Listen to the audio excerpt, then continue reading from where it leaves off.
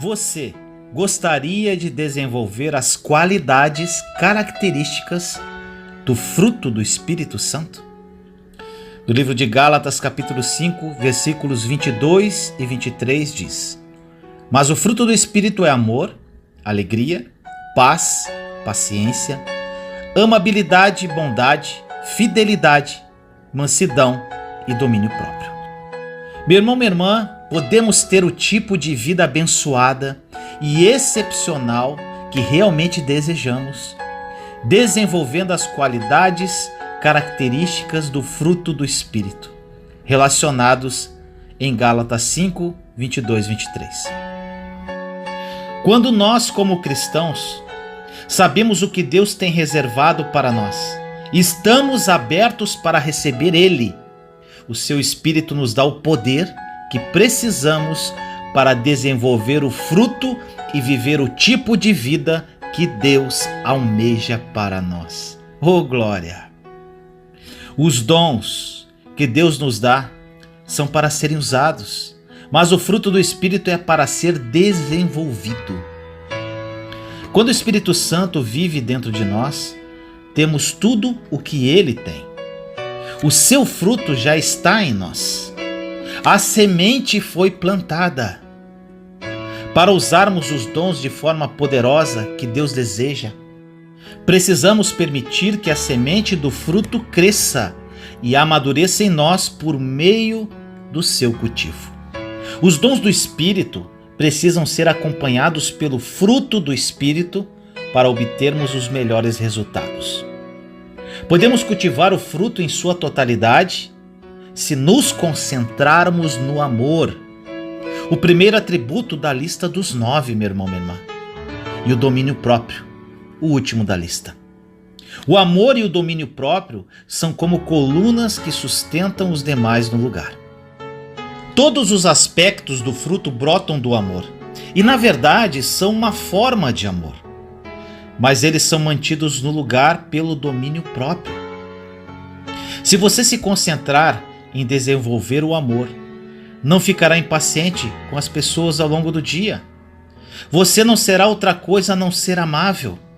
Será bom para as pessoas. Será alguém que lhes dá apoio e será leal, em vez de ser arrogante ou de tentar parecer melhor do que os outros. Se você não for motivado pelo amor, achará que agir segundo o fruto é muito difícil. Mas mesmo quando você for motivado a expressar o amor de Deus como estilo de vida, haverá vezes, muitas vezes, quando você começar a desenvolver o fruto, em que você não terá vontade de ser nem um pouco paciente, bondoso, alegre, pacífico ou até amável. E nesses momentos que você vai precisar de domínio próprio para continuar a reagir de acordo com o fruto do Espírito, embora não sinta vontade. Se você precisa desenvolver o domínio próprio, comece simplesmente fazendo pequenas escolhas ao longo do dia que o levem a reagir com esta qualidade às situações que lhe ocorrerem. Lembre que o amor, o domínio próprio e todas as outras qualidades do fruto do Espírito crescem quando você permite que a presença do Espírito Santo dentro de você realize a sua obra. Deixe-o transformar a sua vida e comece a andar em amor. A maior característica da pessoa que foi transformada pelo Espírito Santo é que ela se torna parecida com Jesus. Ela deixa de se preocupar somente com ela mesma e abre mão de seus direitos e das suas coisas para cuidar do próximo. O próprio Jesus disse que esse seria o diferencial dos seus discípulos quando disse em João 13, versículos 34 e 35: Um novo mandamento lhes dou, amem-se uns aos outros. Como eu os amei, vocês devem amar-se uns aos outros. Com isso todos saberão que vocês são meus discípulos, se vocês se amarem uns aos outros. O amor, meu irmão, minha irmã, é a verdadeira marca de quem tem o Espírito Santo. Pois nós não somos capazes de amar as pessoas como a nós mesmos. E é ainda mais difícil amar o próximo como Jesus nos amou. Por isso, quando um cristão se desapega das coisas deste mundo e abre mão do seu status, reconhecimento, bens materiais em favor do próximo, mostra que ele realmente foi transformado pelo Espírito Santo. Porque sem ele é impossível ter esse tipo de atitude. Através do amor, o fruto do Espírito como um todo começa a fluir através de você. Como disse o apóstolo Paulo, você pode falar em línguas estranhas, fazer milagres e conhecer todos os mistérios de Deus. Mas se não tiver amor, isso não vale nada. 1 Coríntios 13:13 diz: ainda que eu fale a língua dos homens e dos anjos, se não tiver amor, serei como sino que ressoa ou como prato que retine. Ainda que eu tenha o dom da profecia e saiba todos os mistérios e todo o conhecimento, e tenha uma fé capaz de mover montanhas, mas não tiver amor, nada serei. Ainda que eu dê aos pobres tudo o que eu possuo, e entregue o meu corpo para ser queimado, mas não tiver amor, nada disso me valerá. Assim permanecem agora estes três: a fé, a esperança e o amor. O maior deles, porém, é o amor. Por isso, meu irmão, minha irmã, busque desenvolver essa marca do Espírito Santo, que é o amor. Assim o fruto se desenvolverá de uma forma maravilhosa através da sua vida. Peça a Ele para te dar mais poder para amar aos outros do que poder para fazer sinais sobrenaturais. O amor ao próximo é o verdadeiro milagre que devemos buscar. Ore comigo assim: Senhor amado, nos colocamos em sua santa e doce presença neste dia, eu, meus irmãos e irmãs em Cristo Jesus. Deus querido, que esta mensagem toque profundamente nos corações das pessoas que a ouvirem. Muitos buscam os dons do Espírito e querem desenvolver o fruto. Que eles entendam, papai, que o amor é o alicerce para o desenvolvimento do fruto do Espírito Santo. Que o amor, Senhor, seja o foco principal de cada um deles.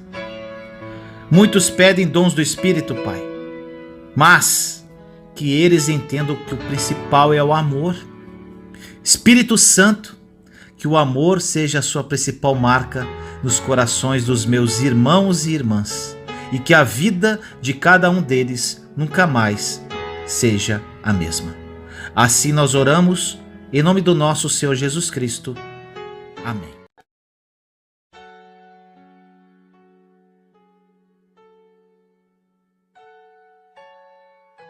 O amor leva à obediência.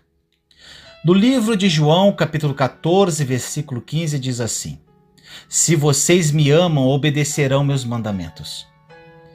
Jesus disse que se nós o amamos, obedeceremos aos seus mandamentos. E o apóstolo João escreveu que amar a Deus consiste em que andemos em obediência. Olha o que diz em 2 João, capítulo 1, versículo 6. E este é o amor, que andemos em obediência aos seus mandamentos. Como você já tem ouvido desde o princípio, o mandamento é este, que vocês andem em amor. Meu irmão, minha irmã, eu gosto de dizer que o nível da nossa obediência a Jesus determina o nível do nosso amor por Ele. Creio que tanto um quanto o outro podem crescer, e de fato eles crescem. Em nosso relacionamento com Deus, depois da salvação inicial, é um processo. Não se decepcione consigo mesmo se você ainda está no processo. Jesus não ficará zangado quando, ao vir buscá-lo, você ainda não tiver chegado à marca da perfeição, mas Ele com certeza espera encontrar todos nós avançando com determinação. O mandamento que deveríamos nos esforçar para obedecer ao longo das nossas vidas é o de andar em amor. Nossas vidas e nosso comportamento mudarão drasticamente se todos os nossos pensamentos, palavras e atos forem guiados pelo amor. Eles devem ser conduzidos pelo amor que dedicamos a Deus, a nós mesmos e aos outros. A palavra de Deus nos ensina a amar todos, inclusive a nós mesmos. Eu gosto de dizer que não fique apaixonado por si mesmo, mas ame a si mesmo de forma equilibrada. Se você se recusa a amar a si mesmo, então não está recebendo o presente que Deus quer lhe dar. Não podemos merecer o amor de Deus. Ele vem até nós incondicionalmente. Deus é quem nos ama primeiro e Ele derrama o seu amor dentro de nós para que possamos amá-lo, amar a nós mesmos e amar os outros. Ele não espera que demos nada que não tenhamos. Às vezes achamos que ser cristão possa se tornar muito difícil e complicado. Achamos que devemos seguir centenas de regras e fazer uma infinidade de coisas. Mas Jesus disse que se simplesmente andarmos em amor, isso basta. Olha o que está escrito em João capítulo 15, versículo 12. O meu mandamento é este: amem-se uns aos outros como eu os amei. A razão disso é que se nos concentrarmos no amor, todas as outras coisas que ele pede que nós façamos também chegarão a ser feitas. É incrível. O amor nos motiva a obedecer, a orar, a sermos bons e misericordiosos, a dar, a perdoar, a nos arrependermos e a colocarmos em prática outros aspectos da nossa fé cristã. Deixe-me encorajá-lo neste dia a estudar o amor. Leia tudo o que você puder sobre o amor. Pense nele, fale sobre ele e pratique-o.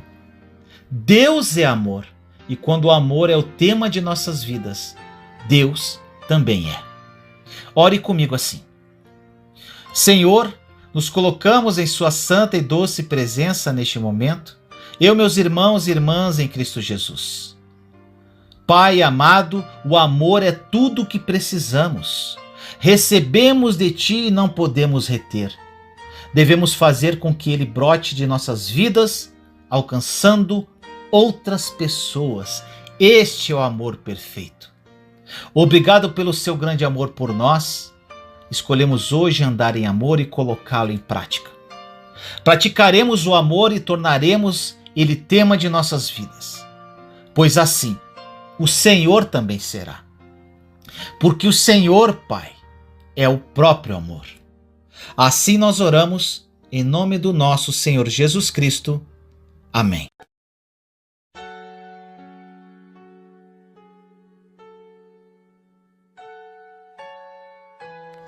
Leão ou cordeiro? Do livro de Apocalipse, capítulo 5, versículos 5 e 6 diz assim: Então um dos anciãos me disse: Não chore, eis que o leão da tribo de Judá, a raiz de Davi, venceu para abrir o livro e os seus 7 selos.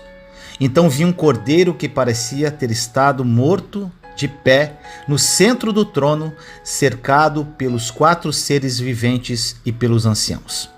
Ele tinha 7 chifres e 7 olhos, que são os 7 Espíritos de Deus enviados a toda a terra. Meu irmão, minha irmã, as características do leão são totalmente diferentes das do cordeiro. Mas o Senhor é reconhecido com qualidades de ambos nesta passagem. Eu já vi várias gravuras, inclusive tenho uma camisa na qual um leão e um cordeiro estão deitados juntos. Essa camisa me faz lembrar que devo ser uma mistura dos dois. Eu nunca tive problemas com a parte do leão, mas tinha muitas dificuldades com a parte do cordeiro. Quando precisamos nos comunicar com alguém, principalmente com relação a questões que precisam ser confrontadas, devemos primeiro orar, apropriando-se da graça e da misericórdia de Deus, para nos ungir como cordeiros com o coração de leão. Então devemos esperar até termos equilíbrio em nossa perspectiva e abordagem. Ao longo dos evangelhos, Jesus parece agir de 2 formas contrastantes. Ele confronta os cambistas no templo com a intensidade de um leão, virando suas mesas e demonstrando firmemente a vontade de Deus a todos os que o observam. E lhes disse em Mateus 21:13: está escrito: a minha casa será chamada casa de oração, mas vocês estão fazendo dela um covil de ladrões. Em outras passagens, porém, vemos Jesus como um cordeiro, sendo acusado falsamente sem dizer uma palavra em sua defesa. Olha o que diz em Mateus 27, versículos de 12 a 14. Acusado pelos chefes dos sacerdotes e pelos líderes religiosos, ele nada respondeu. Então Pilatos lhe perguntou: você não ouve a acusação que eles estão fazendo contra você? Mas Jesus não lhe respondeu nenhuma palavra, de modo que o governador ficou muito impressionado. Agora uma pergunta, meu irmão, minha irmã: o que nós devemos aprender com os padrões de comunicação de Jesus? Ele era um leão quando precisava ser, e no entanto era um cordeiro sempre. Nunca pecou ou deixou de ser primoroso em seu modo de falar. É um desafio não se defender quando alguém se levanta contra você. É difícil ignorar os insultos e abster-se de reagir. Em Isaías 53:7 diz assim: ele foi oprimido e afligido, contudo não abriu a sua boca. Como um cordeiro foi levado para o matadouro, e como uma ovelha que diante de seus tosqueadores fica calada, ele não abriu a sua boca. Meu irmão, minha irmã, às vezes eu percebo que uma das coisas mais difíceis que Deus nos pede para fazer é sermos semelhantes a Cristo em nossa comunicação com as pessoas. Quando as pessoas são rudes e o desaprovam, maltratam ou insultam, é difícil olhar para elas com o amor de Deus e simplesmente esperar nele. Graças a Deus, porque Ele nos dá o poder para mudar e para ser como Cristo. Pessoas saudáveis que sabem quando ser leão e quando ser cordeiro. Em Mateus capítulo 12, versículos de 18 a 21 diz assim: eis aqui o meu servo que escolhi, o meu amado em quem a minha alma se compraz. Farei repousar sobre ele o meu espírito e ele anunciará juízo aos gentios. Não contenderá, nem gritará, nem alguém ouvirá nas praças a sua voz. Não esmagará a cana quebrada, nem apagará a torcida que fumega, até que faça vencedor o juízo. E no seu nome esperarão os gentios. A própria alma do Pai exulta com alegria pela mansidão semelhante à de um servo e compaixão do seu filho. Quando uma cana está encurvada e prestes a quebrar, o servo irá sustentá-la ternamente até que seja curada. Quando um pavio está queimando e quase não resta mais calor, o servo não o apaga, mas o protege com a sua mão e sopra suavemente até que queime novamente. Assim o Pai clama: eis aqui o meu servo em quem a minha alma se compraz. A excelência e a beleza do Filho não vêm apenas da sua majestade, nem apenas da sua mansidão, mas do modo como elas se misturam em perfeita proporção. Quando o anjo clama em Apocalipse 5:2, dizendo: quem é digno de abrir o livro e de lhe desatar os selos? A resposta é: não chores, eis que o leão da tribo de Judá, a raiz de Davi, venceu para abrir o livro e os seus 7 selos. Apocalipse 5:5. Meu irmão, minha irmã, Deus ama a força do leão de Judá. É por isso que ele é digno aos olhos de Deus para abrir os pergaminhos da história e desatar os últimos dias. Porém, a figura não está completa. Como o leão venceu? O versículo seguinte descreve a sua aparência. Então vi no meio do trono e dos 4 seres viventes e entre os anciãos de pé um cordeiro como tendo sido morto. Apocalipse 5:6. Jesus, ele é digno do deleite do Pai, não apenas como o leão de Judá, mas também como o cordeiro que foi morto.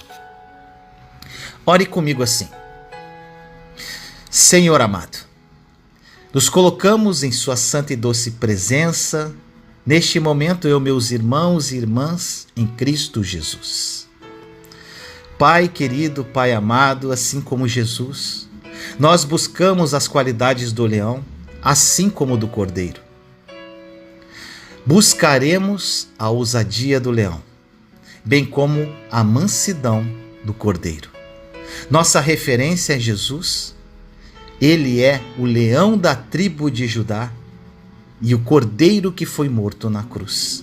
Ele foi manso quando tinha que ser e ousado em outros momentos.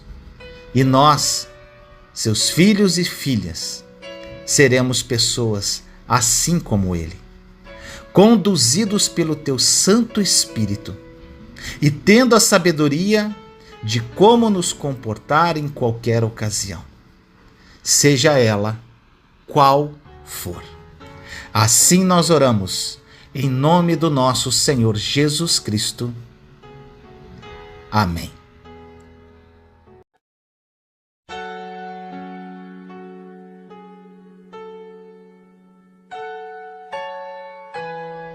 Não trate com desprezo as profecias. Tudo bem ser diferente. 1 Tessalonicenses 5, 19 e 20 diz: não apaguem o espírito, não tratem com desprezo as profecias. Meu irmão, minha irmã, tanto no Antigo como no Novo Testamento, os profetas eram vasos preciosos para Deus. No Antigo Testamento, Deus falava ao seu povo usando profetas como seus porta-vozes. Os reis sábios ouviam e obedeciam a essas palavras proféticas. Os reis tolos que se recusavam a ouvir acabavam trazendo ruína sobre si e sobre o seu reino.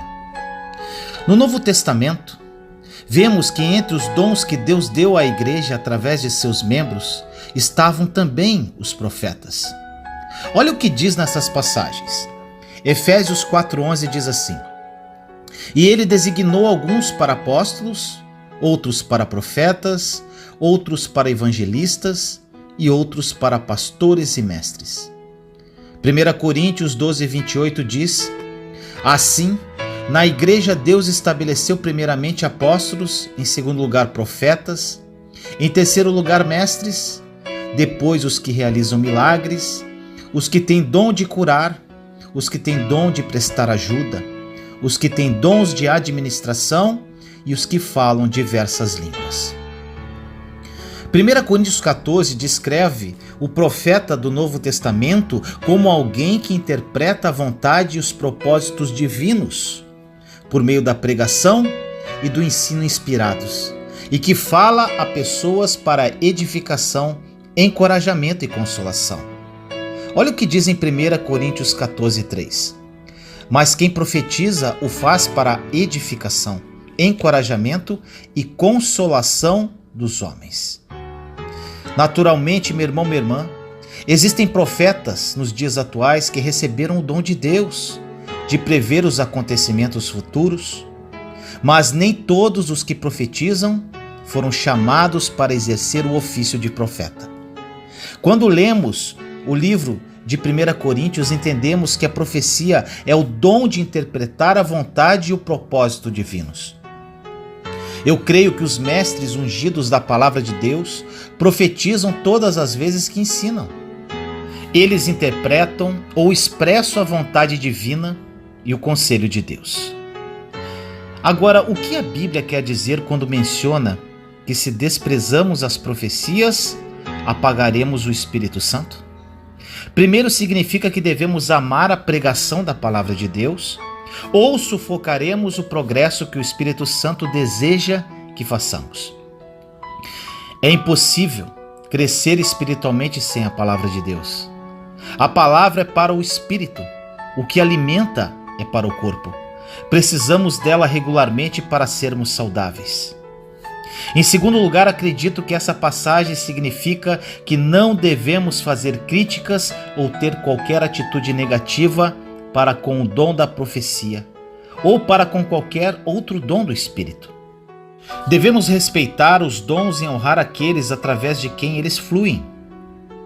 Os dons que receberam foram dados pelo Espírito Santo para nosso benefício, para nos ajudar a crescer e amadurecer. Muitos cristãos desrespeitam os dons que certas pessoas carregam. Ao invés de ficar observando como Deus está agindo através de outras pessoas, precisamos olhar para Jesus e agradecê-lo pela oportunidade de ter levantado essas pessoas para o bem da igreja como um todo. Cada pessoa tem um propósito específico, um dom que carrega, um chamado que a conduz. E tudo bem em ser diferente. Todos nós somos diferentes, como o sol, a lua e as estrelas. Em 1 Coríntios 15:41 diz: um é o esplendor do sol, outro o da lua e outro o das estrelas. E as estrelas diferem em esplendor uma das outras. Deus nos criou para sermos distintos uns dos outros e Ele fez isso de propósito. Cada um de nós atende a uma necessidade e todos somos parte do plano geral de Deus.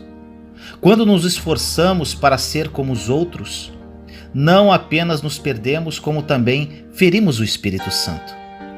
Deus quer que nos encaixemos no seu plano e não que nos sintamos pressionados a tentar nos encaixar nos planos dos demais. Tudo bem em ser diferente. Não há nada de errado nisso. Todos nós nascemos com temperamentos diferentes, aparências físicas diferentes, impressões digitais diferentes, dons e habilidades diferentes. O nosso objetivo é descobrir o que devemos fazer como indivíduos e sermos bem-sucedidos nisso. Em Romanos 12 nos ensina que devemos nos dedicar ao nosso dom. Em outras palavras, devemos descobrir em que somos bons e depois nos lançamos de todo o coração ao exercício dos nossos dons. Eu, meu irmão, minha irmã Vinícius, descobri que gosto de fazer aquilo que faço bem. Algumas pessoas sentem que não são boas em nada, mas isso não é verdade. Quando nos esforçamos para fazer o que as outras pessoas fazem bem, geralmente falhamos, porque não fomos dotados para tais coisas. Mas isso não significa que não somos bons em nada. Devemos procurar aquilo que fazemos bem e nos dedicar a isso. Todos nós temos limitações e devemos aceitá-las.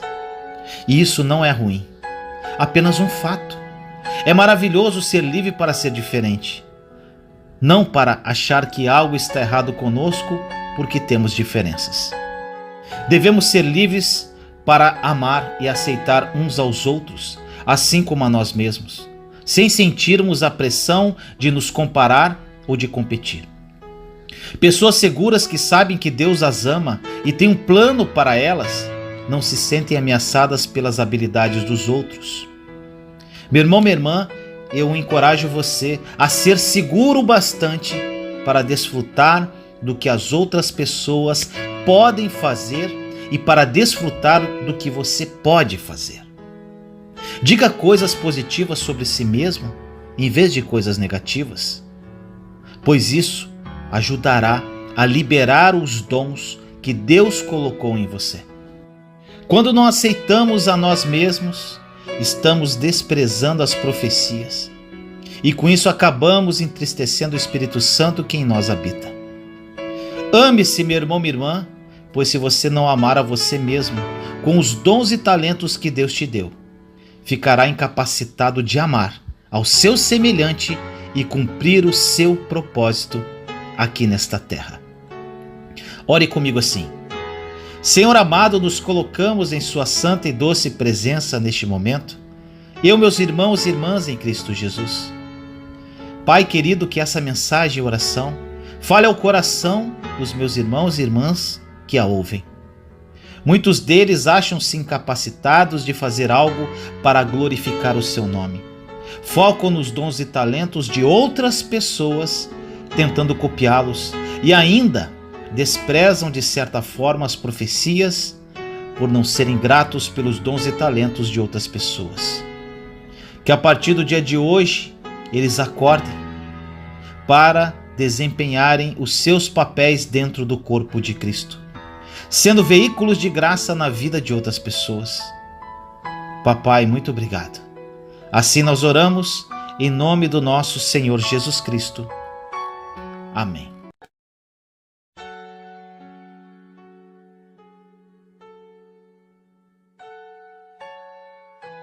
O poder da língua.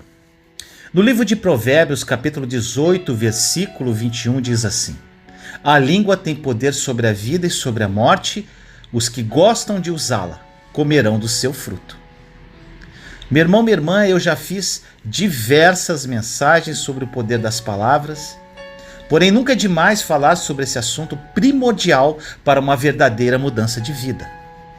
A Bíblia fala muito sobre a língua e as palavras que saem de nossa boca.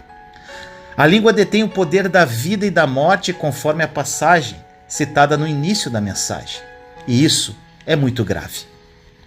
O apóstolo Tiago disse que se um homem pode controlar a sua língua, ele tem o caráter plenamente desenvolvido e também pode controlar todo o seu ser.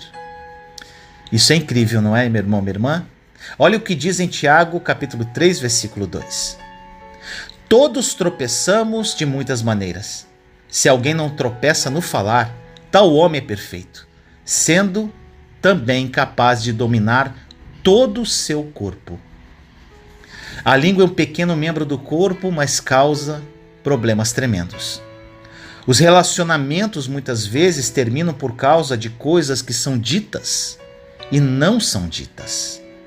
As pessoas perdem empregos, causam conflitos e desentendimentos. Colocam-se em situações embaraçadas, tudo por causa desse pequeno órgão, a língua. Nenhum homem pode domar a língua. Portanto, precisamos da ajuda de Deus através do Espírito Santo. O rei Davi orou para que Deus colocasse uma guarda sobre sua boca. Olha o que diz o Salmo 141:3. Coloca, Senhor, uma guarda à minha boca, vigia a porta dos meus lábios. Ele também orou para Deus que as palavras da sua boca e a meditação do seu coração fossem aceitáveis aos olhos de Deus. Olha o que diz no Salmo 19:14. Que as palavras da minha boca e a meditação do meu coração sejam agradáveis a ti, Senhor, minha rocha e meu resgatador. Davi sabia que não podia controlar a sua língua sem a ajuda de Deus. E nós também não podemos. Devemos evitar todas as palavras ásperas, duras e injustas. Em Isaías 58:9 diz assim: aí sim você clamará ao Senhor e ele responderá. Você gritará por socorro e ele dirá: aqui estou. Se você eliminar do seu meio o jugo opressor, o dedo acusador e a falsidade do falar. Sério isso, né, meu irmão, minha irmã? Jesus disse que devemos tomar o seu jugo sobre nós e aprender dele, porque ele é manso e humilde. Não é áspero, duro, não fere e nem pressiona ninguém. Mateus 11, 29 e 30 diz: tomem sobre vocês o meu jugo e aprendam de mim, pois sou manso e humilde de coração. E vocês encontrarão descanso para suas almas, pois o meu jugo é suave e o meu fardo é leve. Uma língua amável, meu irmão, minha irmã, com seu poder de cura, é árvore de vida, mas o falar enganoso esmaga o espírito. Isso está escrito em Provérbios 15:4. O falar amável é a árvore de vida, mas o falar enganoso esmaga o espírito. Até o tom da nossa voz é importante porque revela o estado do nosso coração. Podemos dizer palavras de cura ou palavras que ferem. Podemos edificar e construir ou desanimar e derrubar. Palavras são receptáculos de poder e contêm energia positiva ou negativa. A decisão cabe a nós. Palavras são sementes que semeamos e elas definitivamente trazem uma colheita para nossas vidas.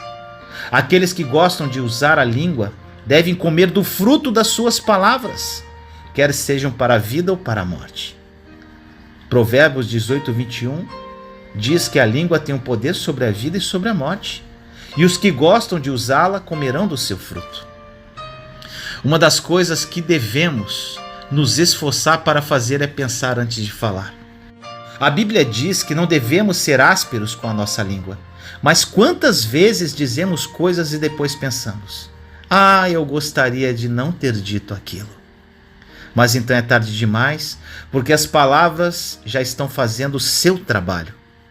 Eu recomendo que você faça um estudo completo de todos esses assuntos e uma oração sincera pedindo ajuda de Deus para domar a sua língua através do Espírito Santo. Sabe por quê, meu irmão, minha irmã? Porque o coração sábio ensina a boca. Em Provérbios, capítulo 16, versículo 23 e 24 diz: o coração do sábio é mestre de sua boca e aumenta a persuasão nos seus lábios. Palavras agradáveis são como favo de mel, doces para a alma e medicina para o corpo. O coração do sábio ensina a sua boca. Nunca esqueça disso, meu irmão, minha irmã. Palavras e pensamentos, elas são tão próximas que fica difícil de dividi-los. Nossos pensamentos são palavras silenciosas ouvidas apenas por nós e pelo Senhor. Essa voz branda afeta o nosso homem interior, a nossa saúde, a nossa alegria, a nossa atitude. As coisas que frequentemente pensamos saem da nossa boca. Podemos dizer palavras de edificação, porém, muitas vezes, parecemos tolos. Jesus disse que ele veio para que tivéssemos e desfrutássemos de uma vida em abundância. Mas para entrarmos neste nível de vida abundante, nós precisamos operar com a mente de Cristo. O produto de um coração sábio são boas atitudes e palavras edificadoras que saem da boca. Na verdade, o homem que tem a verdadeira sabedoria que nasce do temor do Senhor possui lábios que promovem a instrução. Ele não se contenta em ter um coração domado pela palavra de Deus e pelo Espírito Santo. Ele quer transmitir aos outros o ensino que recebeu das Escrituras, seja falando sobre eles ou dando exemplos de vida. Não é possível, meu irmão, minha irmã, que o homem sábio guarde o entendimento só para si. Assim, é necessário que você decida que tipo de pessoa quer ser por meio do que fala. Tiago 3,9 diz que com a língua bendizemos ao Senhor e Pai, e com ela amaldiçoamos os homens, feitos à semelhança de Deus. E aqui está a chave para domar a nossa língua. Devemos cuidar de nossos pensamentos e do nosso coração.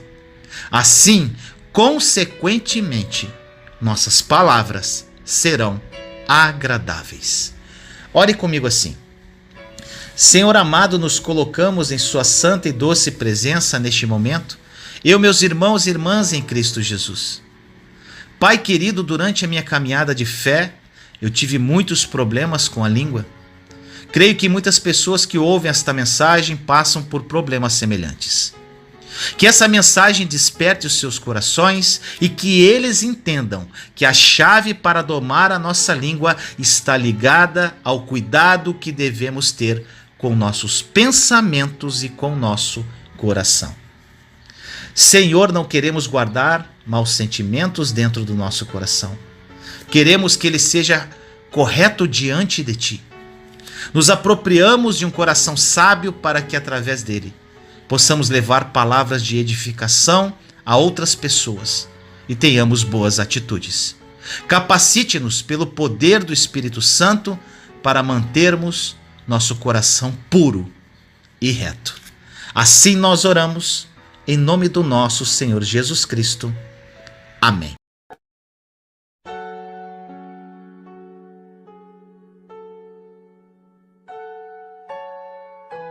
Três passos para vencer a crise. O pós-coronavírus. No livro de Isaías 40:26 diz: Ergam os olhos e olhem para as alturas. Quem criou tudo isso? Aquele que põe em marcha cada estrela do seu exército celestial e a todas chama pelo nome. Tão grande é o seu poder e tão imensa a sua força, que nenhuma delas deixa de comparecer. Gostaria de iniciar essa mensagem afirmando para vocês, meus irmãos e irmãs, o mundo não será mais o mesmo após o coronavírus. A palavra de Deus tem resposta para tudo, e quem ainda não a conhece, não sabe o que está perdendo. Quem não conhece a palavra de Deus, se desespera com situações que são passageiras. Quem não conhece a palavra de Deus, toma decisões precipitadas, mal sabendo que no outro dia as coisas vão melhorar. A palavra de Deus é viva, é eficaz, ela conserta, ela ajeita, ela salva. A palavra de Deus tem resposta para qualquer pergunta que a humanidade fizer. E hoje nós estamos passando por uma crise na humanidade, revelando quão frágil nós somos. Somos frágeis e nos entregamos a qualquer notícia que publicam. A maioria de nós não está preparado para receber más notícias, mesmo que sejam falsas. Não podemos deixar de encarar a seriedade do que estamos passando. Mas quando entendemos que por trás de crises existe um propósito divino, acalmamos o nosso coração. Mesmo que o vírus que estamos enfrentando atualmente, o coronavírus, não seja tão letal quanto esperado pela graça de Deus, uma situação muito pior está para acontecer: o pós-crise. O efeito do pós-crise irá matar muitas pessoas, emocionalmente e financeiramente, principalmente. Já estamos vivendo isso, observando diversas pessoas perdendo seus empregos. Já existem muitas pessoas que estão entrando em crises emocionais e até espirituais, questionando o porquê disso estar acontecendo. Perguntas como: por que Deus permitiu isso estar ocorrendo? Sempre teremos nossos questionamentos, nossos problemas, mas quero trazer uma palavra hoje que irá mostrar para você e dizer biblicamente que esse vírus é inevitável e que as crises são inevitáveis. Hoje vou revelar um segredo bíblico para que você suporte e vença qualquer vírus, qualquer crise, qualquer dificuldade que vier sobre a sua vida. Porque depois que vencermos esse vírus, virão outros, talvez não mais infecciosos naturalmente e fisicamente, mas talvez vírus emocionais como a raiva que tenta entrar em nossas vidas, ou como a depressão, entre outros. A Bíblia vai dizer: não deixe o sol se pôr sobre a vossa ira, mas infelizmente às vezes ficamos irados, e isso é um vírus emocional, que se você não ficar de quarentena, você irá infectar outras pessoas com um sentimento de raiva. Não pense que o vírus, apesar de ser coletivo, e por isso nos assusta de certa forma, é mais letal do que vírus particulares que você pode ter em sua vida. Você pode carregar diversos vírus em suas emoções, na sua vida espiritual, na sua vida familiar, que tem um poder letal muito maior do que o vírus coletivo que estamos enfrentando. Preste atenção nesta palavra em Lucas capítulo 5, versículos de 11 a 13. Jesus continuou: um homem tinha 2 filhos. O mais novo disse ao seu pai: Pai, quero a minha parte da herança. Assim, ele repartiu sua propriedade entre eles. Não muito tempo depois, o filho mais novo reuniu tudo o que tinha e foi para uma região distante. E lá desperdiçou os seus bens vivendo irresponsavelmente.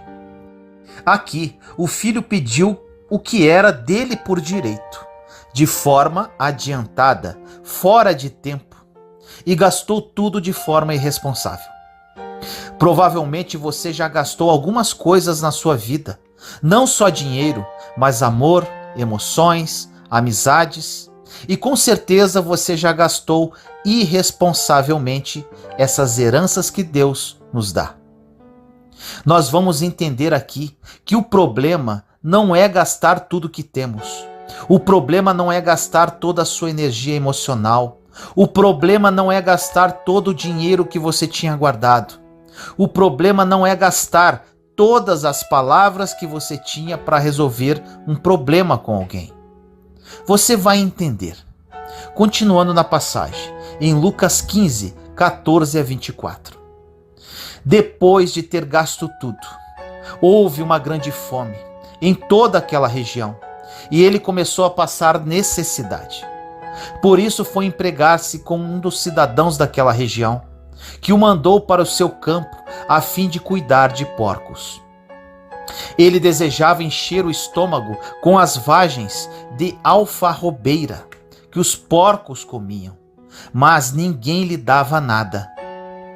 Caindo em si, ele disse: quantos empregados de meu pai têm comida de sobra e eu aqui morrendo de fome?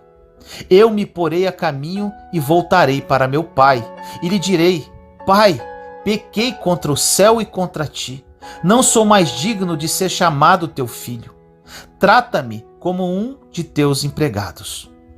A seguir levantou-se e foi para seu pai. Estando ainda longe, seu pai o viu e, cheio de compaixão, correu para o seu filho e o abraçou e beijou. O filho lhe disse: Pai, pequei contra o céu e contra ti. Não sou digno de ser chamado teu filho. Mas o pai disse aos seus servos: depressa, tragam a melhor roupa e vistam nele. Coloquem um anel em seu dedo e calçados em seus pés. Tragam um novilho gordo e matem-no. Vamos fazer uma festa e comemorar. Pois este meu filho estava morto e voltou à vida. Estava perdido e foi achado. E começaram a festejar. Nesta passagem, nós precisamos nos atentar para algumas coisas nesta palavra. Primeiro, ele resolveu pegar o dinheiro por um impulso emocional. Afirmo, quem de nós não agiu por impulso? O problema nesta passagem não foi ele ter gastado tudo irresponsavelmente.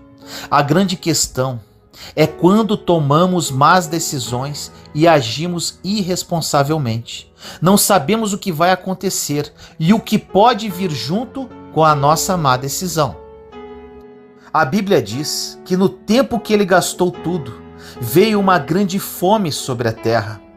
O problema não é a fome ter vindo, era ele já estar mal quando a fome veio. Aqui é o ponto principal. O problema não é o coronavírus, são as pessoas que já estão com diabetes, que estão com crise pulmonar, que já estão mal de saúde e recebem o vírus. A palavra de hoje é: não importa o que vem de fora, o que importa é o estado que você está quando o vírus, quando a crise vem. O estado do filho pródigo era lamentável e por isso aquela fome o levou a comer comida de porcos. Mas a questão é que ele não imaginava que viria uma crise. Nós também não conseguimos prever o dia de amanhã. E da mesma forma como o filho pródigo, podemos estar no meio de uma má decisão e vir uma crise mundial. É exatamente o que está acontecendo hoje. Muitas pessoas já estavam tomando más decisões financeiras, conjugais, emocionais e foram pegas de surpresa com o coronavírus. Da mesma forma, não podemos nos esquecer que um dia teremos a maior surpresa de todas, dessa vez negativa para alguns, que é a surpresa do Filho do Homem, que irá descer com toda a sua glória.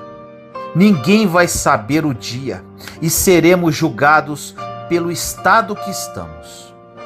Enquanto existem pessoas reclamando da vida porque se encontram em algumas prisões emocionais, financeiras, sentimentais e espirituais, tem outras que estão aprendendo a fazer as coisas certas, mesmo em dificuldade. Um dia a crise chega, pega e detona alguns, mas levanta quem está preparado. A pergunta que fica é: em que estado você está hoje? Por que eu pergunto isso? porque sempre eu tenho falado, Deus está dando uma oportunidade maravilhosa, mediante esta crise que estamos vivendo, para nos prepararmos, colocarmos as coisas em ordem, colocar nossa família em ordem. E por muitas vezes não entendemos que para sair da crise é necessário alguns passos. 3 passos hoje nós vamos aprender com o filho pródigo. Primeiro passo. O primeiro passo que fez o filho pródigo sair da crise foi cair em si. Se você não identificar aonde se encontra o problema, se você não identificar o estado que você está hoje, se não houver essa percepção, você não vai cair em si. Ele caiu em si. E quando ele fez isso, ele disse: levantarei e irei. O grande aprendizado aqui. Quem foi que colocou ele nesse problema? Ele mesmo. Quem tirou ele desse problema? Ele mesmo. Existem problemas que você criou, que você tem que resolver. Existem problemas que você não criou, como o coronavírus, que Deus vai resolver. Existem desertos que você se meteu e você vai ter que sair. Existem desertos, como o povo de Israel entrou, que Deus colocou e Ele mesmo vai tirar. O filho caiu em si, levantou, foi e resolveu. Então, como primeiro passo para você sair da crise, é cair em si. Segundo passo. O segundo passo que ele fez para lidar com a crise foi lidar com os opositores. O próprio irmão de sangue mais velho ficou indignado com a festa que fizeram quando o irmão voltou. Por vezes, seus opositores vão ser seus irmãos. Muitos, preste atenção, quando verem você se reconciliando, não vão suportar. Existem pessoas que não suportarão ver você sendo levantado por Deus. E essas pessoas geralmente vão ficar lembrando o seu passado, porque não estão conseguindo lidar com o seu futuro. Terceiro passo. O terceiro passo é mais difícil. Recuperar a sua identidade. Neste caso, ele teve que aceitar ser filho novamente. Além dele mesmo ter causado um problema interno, existia uma tragédia externa que foi causada pela fome. Desta forma, fica difícil recuperar sua identidade. Aceitar uma posição de filho para algumas pessoas pode ser até impensável. E elas aceitam até uma posição de ser empregado. Você vai entender. Existem pessoas que estão se vitimizando até hoje, se questionando de seus erros. Mas foi para isso que Cristo veio, para pegar nossos erros, pegar nossos pecados, cravar na cruz do Calvário e nos declarar absolvidos, dando a chance de começarmos de novo, sem acusação de ninguém, pois nenhuma condenação há para aqueles que estão em Cristo Jesus. Essa recuperação de identidade foi aceitar a posição que ele perdeu. E às vezes para nós é muito difícil aceitar algo que deixamos escorrer pelas mãos. Mas eu te digo, meu irmão, minha irmã, Deus quer restituir, Deus quer trazer de volta, Deus quer te dar mais e melhor do que antes, porque antes ele era filho, mas não tinha festa. Agora ele voltou a ser filho com festa. Em que estado você está hoje? Em que estado essa crise te encontrou? Lembre-se que todo problema que vem sobre a sua vida, que você não plantou para chegar, Deus vai resolver. Ou seja, o coronavírus, ele vai resolver. Faça apenas a sua parte, tomando precauções, passando álcool gel na mão. Não ficando na rua perambulando se você não tem realmente o que fazer. Cuide-se, mas saiba que quem está cuidando de você mesmo é Deus. Essa história do filho pródigo só aconteceu com ele pelo estado em que ele se encontrava. e poderia ser uma história bonita de superação, mas virou uma história de miséria, de humilhação. Ou seja, o filho de um homem muito rico teve que comer comida de porco, porque esse problema ele mesmo criou e não imaginava que viria uma surpresa negativa, uma crise. Grave isso. A crise não é mais forte do que o estado que você se encontra. Se o teu estado hoje de fé é inabalável, qual vírus vai te atingir? Qual crise vai te atingir? Se o teu estado emocional hoje é de equilíbrio, quem vai te fazer chorar e ficar desesperado? Hoje você precisa tomar uma decisão de que estado você quer estar quando a crise vier, depois do coronavírus. Porque enquanto nós estivermos nessa terra, terão crises. Muitas serão as aflições dos justos. Surgirão problemas para serem resolvidos. Todos estão assustados com o coronavírus. Tudo bem, mas lembra quantos outros vírus já passamos, doenças, quantas crises, quantas ameaças, e você está aqui escutando comigo agora esta mensagem? Deus tem um plano na sua vida. Ele quer que você organize as coisas, porque quando a crise da Babilônia chegou, Daniel estava de joelhos. Agora eu te pergunto, quando a crise chegar, você estará como? Com a mão na cabeça, desesperado, ou de joelhos orando? Quem é você quando a crise chega? Quem é você quando o vírus tenta infectar as áreas da sua vida? Chegou a hora de transformar o seu medo em força para avançar. Transformar sua vida errada em uma vida santa e irrepreensível diante de Deus. Transformar a sua falta de preparo em treinamento. O mais belo é que, com 3 passos, o filho recuperou o que Deus tinha para ele. Ele caiu em si, levantou e foi. Tome uma atitude hoje. Caia em si. Veja o estado que você se encontra e corre atrás do prejuízo. Ele soube lidar com os opositores, com a crítica voltada para ele. Ele aceitou a posição de filho novamente. Não sabemos exatamente como iremos nos encontrar depois dessa crise que estamos enfrentando, mas eu sei que tem uma posição que nunca perdemos, a de filhos de Deus. Surgirão vírus, crises emocionais, entre muitas outras, mas a posição de filho, nenhuma crise consegue te tirar. A crise não é uma opção, ela simplesmente surge, como o coronavírus.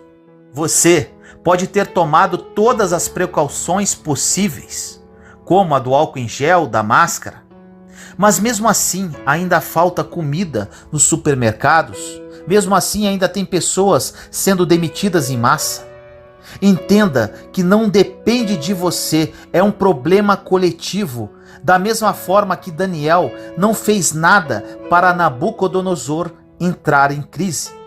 Como José não fez nada para o Egito ter fome. Daniel, José, dentre vários outros da Bíblia, foram usados como parte da solução das crises. Agora eu pergunto a você, no momento de crise, de vírus, no momento de alarde mundial, você vai fazer parte do problema ou você vai fazer parte da solução? A escolha é sua, o posicionamento é seu. Ore comigo assim. Senhor amado, nos colocamos na sua santa e doce presença, eu, meus irmãos e irmãs em Cristo Jesus. Pai querido, que esta mensagem toque em corações de uma forma profunda. Vivemos hoje, Senhor, uma situação de crise mundial. Infelizmente, muitos dos seus filhos e filhas não estavam preparados, estavam em crises internas, fazendo com que esta crise externa os afetasse. Que a partir de agora, Pai, eles aproveitem essa oportunidade para se prepararem para o pós-coronavírus, da grande crise que virá, que é evidente. Que ele se prepare resolvendo as suas crises internas, para que com isso torne-se solução de problemas e não façam parte deles. Revele isso, Senhor, a todos os corações que ouvirem esta mensagem. Assim nós oramos, em nome do nosso Senhor Jesus Cristo. Amém.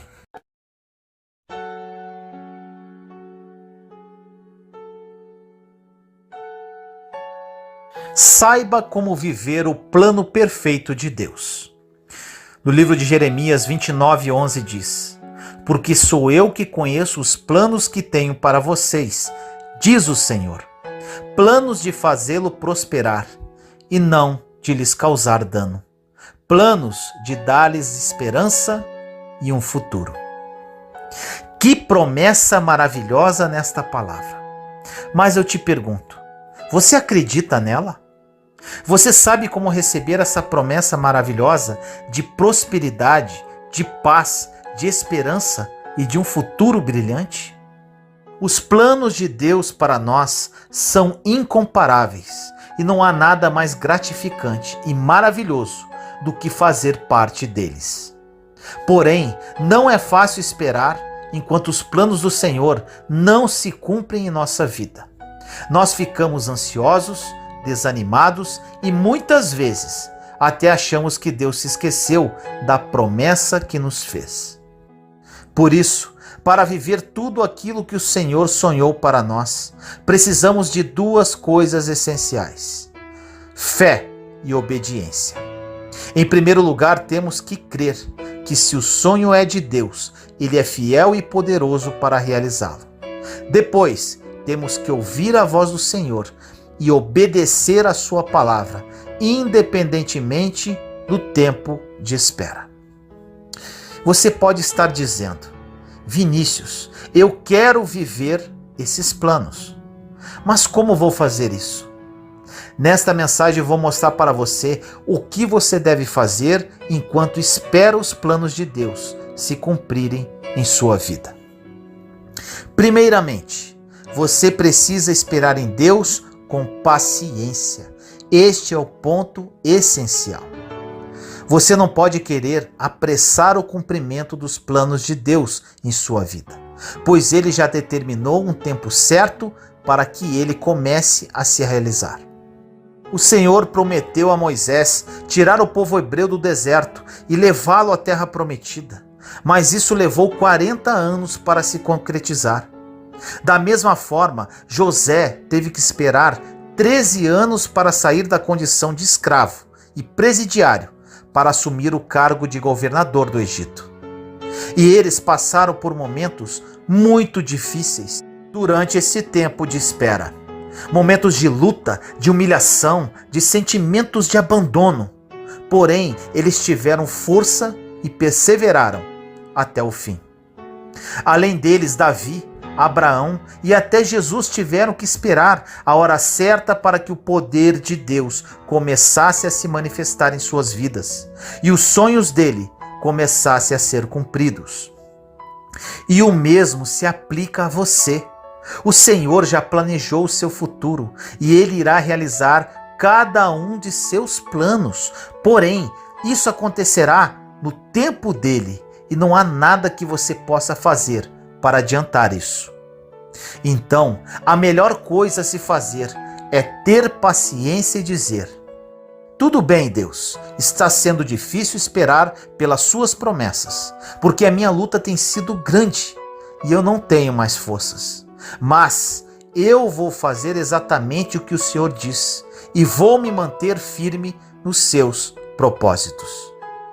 Se você fizer isso, Deus se agradará da sua fé e obediência e te ajudará a suportar as dificuldades que costumam surgir durante esse tempo de espera, até o cumprimento dos sonhos e promessas dele em sua vida. O salmista diz no Salmo 37, versículos 23 a 25: O Senhor firma os passos de um homem quando a conduta deste o agrada. Ainda que tropece, não cairá, pois o Senhor o toma pela mão. Já fui jovem, agora sou velho, mas nunca vi o justo desamparado, nem seus filhos mendigando o pão. Em segundo lugar, o que você deve fazer para esperar os planos de Deus se cumprirem em sua vida? Atente-se a isso. Você precisa somente ouvir a voz de Deus. No Salmo 34, a Bíblia nos encoraja a engrandecer o nome do Senhor.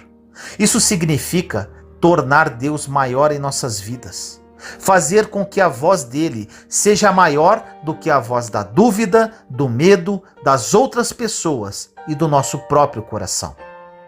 Imagine só, se Noé tivesse permitido que a voz das pessoas próximas a ele fosse maior do que a voz de Deus, quando ele decidiu obedecer ao Senhor e construir a arca. Eu fico imaginando os parentes e amigos dele dizendo: Noé, por que você não arruma um emprego normal, como todo mundo, e deixa esse barco para lá? Está todo mundo dizendo que você é maluco. Mas Noé não se importou com a voz das pessoas. Ele se lembrou do que a voz de Deus havia dito e seguiu o plano até o fim. E o Senhor o recompensou poderosamente por isso, fazendo dele e de sua família os únicos sobreviventes do grande dilúvio. E da mesma forma, se você quer ver os sonhos de Deus realizados na sua vida, você precisa ignorar todas as vozes exteriores e interiores que querem te convencer a desistir e se concentrar apenas na voz de Deus, fazendo com que ele fale cada vez mais alto em seu coração. Confie com todas as suas forças e todas as outras vozes parecerão apenas um sussurro perto da voz do Pai. A terceira coisa que você deve fazer para esperar que os planos de Deus se cumpram em sua vida: você não deve ser guiado pela aparência. Um dos grandes desafios da nossa vida é lutar contra a tentação de prestar mais atenção ao que parece bom e impressionante por fora do que está oculto aos nossos olhos. Vou te dar um exemplo mais claro sobre isso. Quando Saul virou as costas para Deus e quis governar Israel do jeito que bem entendia, o Senhor pediu para que o profeta Samuel fosse até a casa de Jessé para que ele ungisse um de seus filhos para ser rei daquela nação. 1 Samuel 16:1. Então o profeta cumpriu aquela ordem e foi até Belém.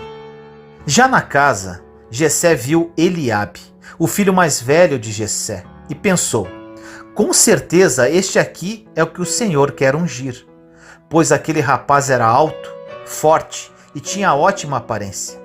Mas a resposta de Deus veio a Samuel logo em seguida e disse: não considere a sua aparência nem sua altura, pois eu o rejeitei.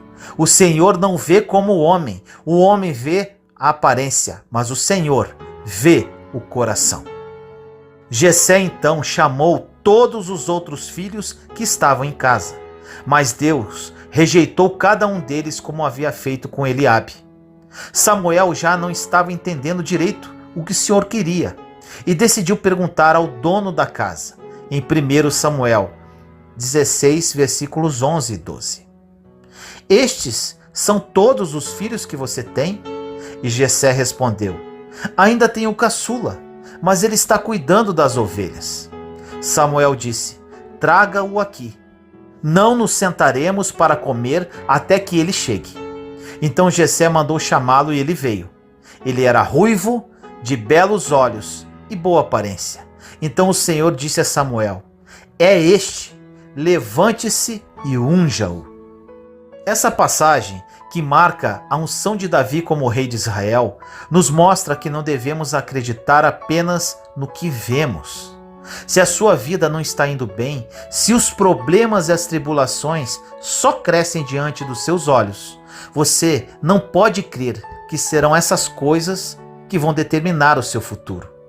Assim como Samuel, você precisa olhar para o interior, precisa prestar atenção nas coisas que Deus está mostrando ao seu coração. Você precisa confiar, meu irmão e minha irmã, naquilo que é invisível aos seus olhos, mas que já é visível aos olhos do nosso Pai. Finalmente, o que você precisa atentar para esperar o plano perfeito de Deus. Preste atenção nisso. O meio define como será o fim.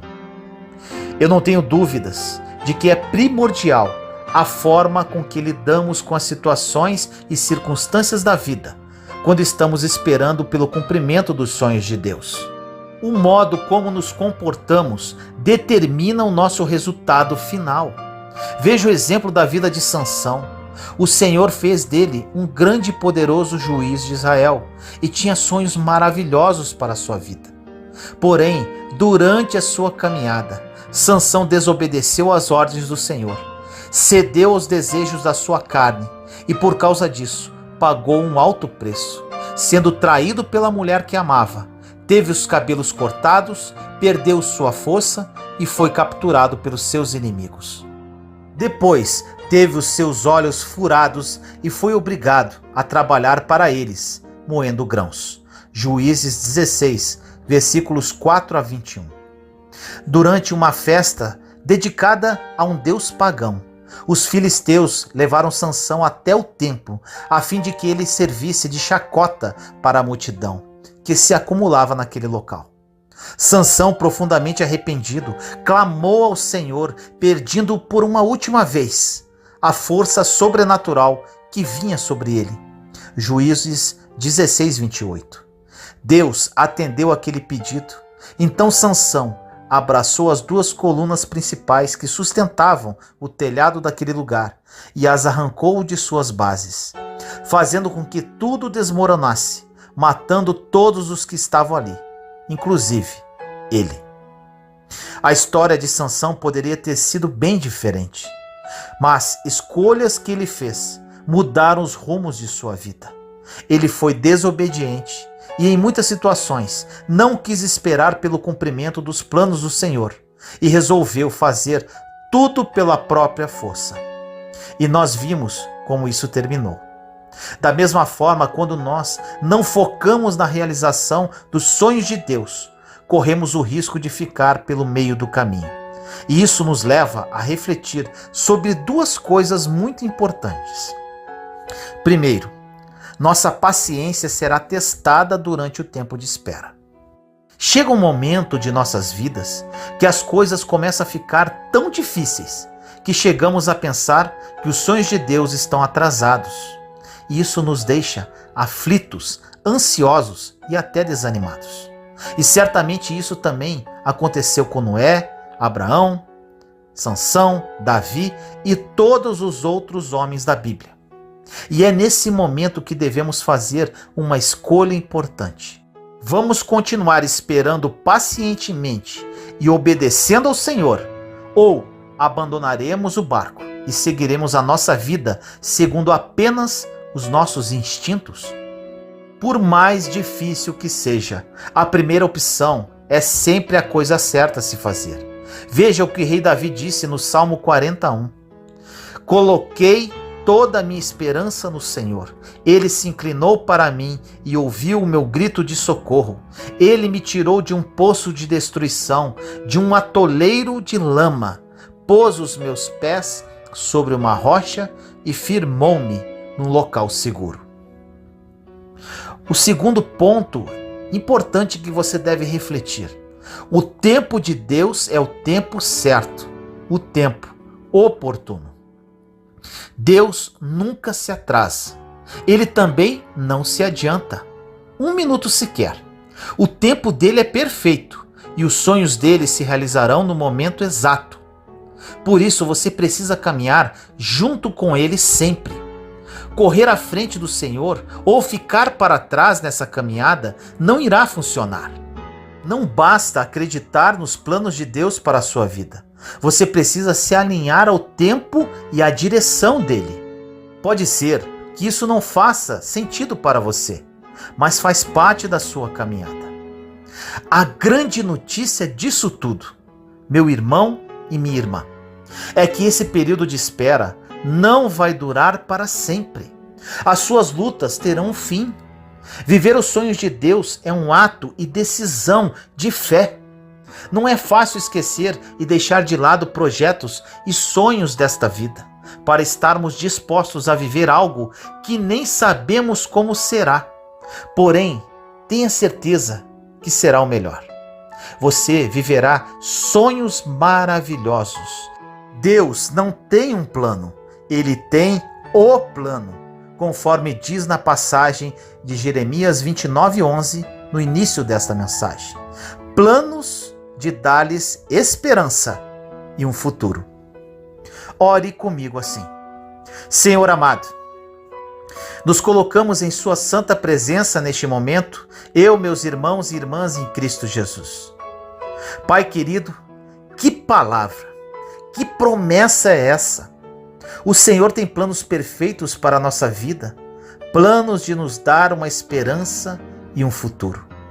A partir de hoje, Pai, esperaremos em Ti com paciência, ouviremos atentamente a Sua voz, não seremos guiados pela aparência das nossas circunstâncias e sabemos que o meio determinará o fim. Tomamos uma postura, sabemos que o inimigo se levantará, sabemos que nossa paciência será testada, mas sabemos que o Seu tempo é perfeito e oportuno. Precisamos apenas da Sua graça, que nos basta. Desejamos viver os Seus planos e perseveraremos até o fim, pois sabemos que os Seus sonhos são muito melhores que os nossos. Assim nós oramos, em nome do nosso Senhor Jesus Cristo. Amém. Pessoas orgulhosas. No livro de Provérbios, capítulo 16, versículo 5 diz: Abominável é ao Senhor todo o arrogante de coração. É evidente que não ficará impune.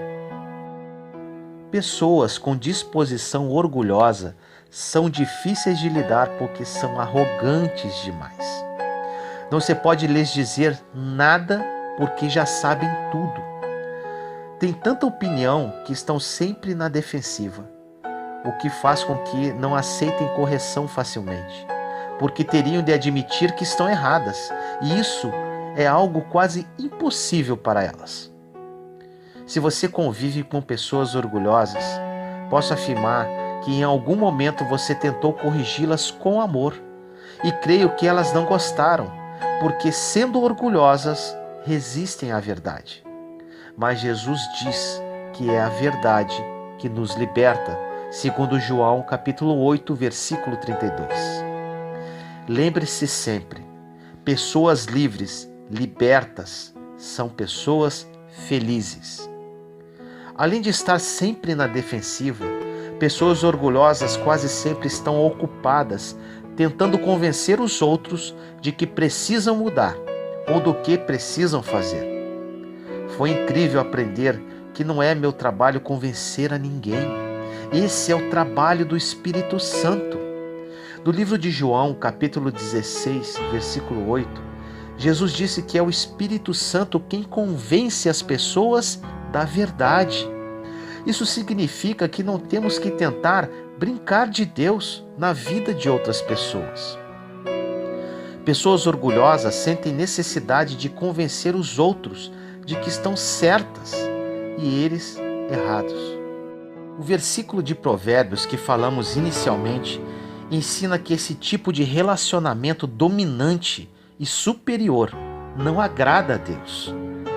Ele deseja que seus filhos andem em bondade e humildade, e não com arrogância e orgulho. Pessoas orgulhosas quase sempre são muito rígidas, o que explica por que são disciplinadoras tão severas. Elas têm sua própria maneira de fazer as coisas, e se alguém não faz do seu jeito, reagem de forma impetuosa, às vezes até violenta. Finalmente, pessoas orgulhosas quase sempre são complicadas.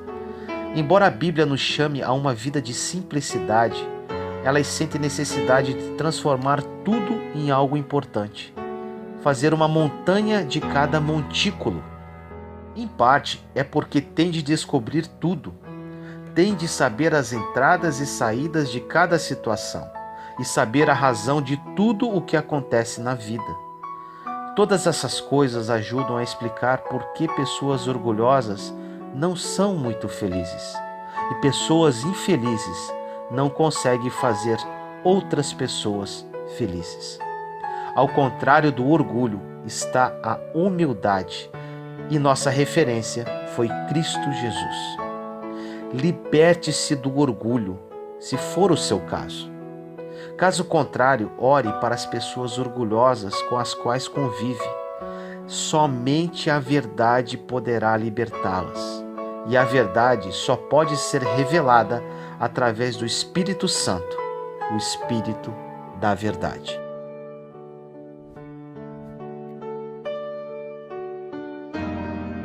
Senhor querido, agradeço todos os dias da minha vida por ter sido liberto do orgulho. Depois que o Espírito Santo revelou a verdade sobre mim mesmo, foi muito dolorido, mas com a tua graça e misericórdia fui liberto. Sou livre, sou feliz. Hoje, meu Pai, venho colocar em seu altar todas as pessoas com as quais convivo e que são escravas do orgulho. Sei, meu Deus, que nada poderei fazer, apenas orar por elas. Que o Santo Espírito, como Espírito da verdade, toque esses corações para que sejam libertos e para que possam desfrutar do melhor de Deus para as suas vidas. É assim que eu te peço e oro, em nome do nosso Senhor Jesus Cristo. Temos uma escolha. Do livro de Josué 24:15 diz: escolhei hoje. O inimigo de nossa alma tenta de todas as formas nos deixar preocupados e realmente consegue. Mas não é porque ele nos força, é porque nós escolhemos. A escolha é sempre nossa. Você sabia que a maneira como reagimos a cada situação é uma escolha? Cada um de nós tem atitudes. Atitudes produzem respostas para situações. Nós respondemos o dia todo, todos os dias, mas nem sempre da mesma forma. Por que duas pessoas diferentes podem estar no mesmo engarrafamento e uma reagir de um jeito e a outra reagir de forma completamente diferente? É por causa de suas atitudes diferentes que as levam a fazer escolhas diferentes. É por isso que algumas vezes podemos falar alguma coisa para duas pessoas diferentes e uma delas ficará perturbada e ofendida, enquanto a outra não se importará nem um pouco. Se você é uma pessoa de personalidade muito franca, algumas pessoas poderão gostar disso e outras não. Uma pessoa pode pensar que o que acabou de dizer é maravilhoso, enquanto outra pode achar que é terrível. Por quê? Porque uma pode ser segura e a outra insegura. Da mesma forma, você e eu temos uma escolha sobre as reações em várias situações da vida. Aí você pode pensar, mas Vinícius, isso não pode ser tão simples quanto fazer uma escolha. Como você diz, as pessoas são diferentes e, portanto, elas têm maneiras diferentes de perceber, de experimentar e de se relacionar com as influências exteriores. Sim, eu sei que temos um perfil psicológico diferente e cada um de nós foi exposto a experiências diferentes na vida, que nos formaram e moldaram de formas diferentes. Sei que a maioria de nós carrega mágoas e outros tipos de feridas mentais, emocionais e espirituais, e que não há dois de nós exatamente iguais. Mas a verdade é que, independentemente de nossas diferenças, temos o poder de fazer uma escolha sobre como vamos responder às situações e circunstâncias externas. Nossas feridas e dores passadas podem fazer com que tenhamos reações negativas, mas superamos essas respostas negativas aprendendo a palavra de Deus e escolhendo agir de acordo com ela, em vez de reagir às circunstâncias. Deus nos criou com o livre arbítrio, com a capacidade e a liberdade de tomar nossas próprias decisões. A palavra que Deus está compartilhando hoje é a mesma que ele falou aos filhos de Israel nos dias de Josué. Portanto, como diz na passagem, escolhei hoje.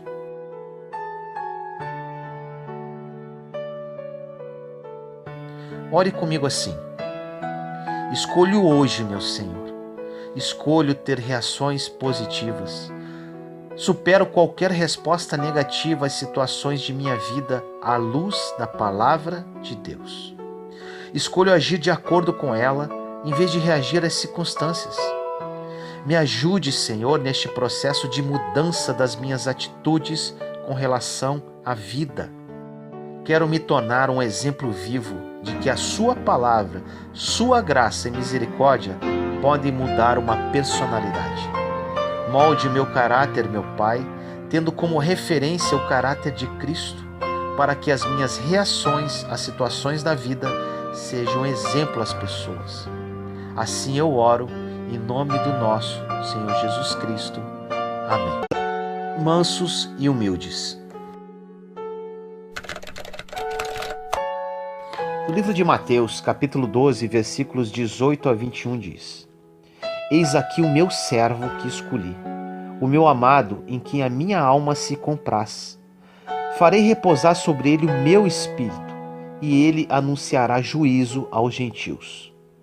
Não contenderá, nem gritará, nem alguém ouvirá nas praças a sua voz. Não esmagará a cana quebrada, nem apagará a torcida que fumega, até que faça vencedor o juízo.